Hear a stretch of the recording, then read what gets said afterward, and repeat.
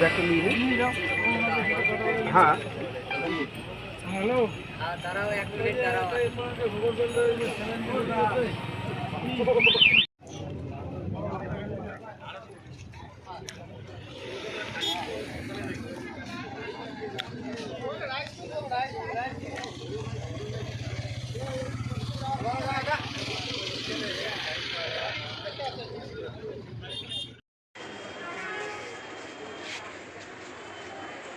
আপনারা বাড়ি করেন, আপনারা বাড়ি করেন, আমাদের জন্য দেরি করতে হবে।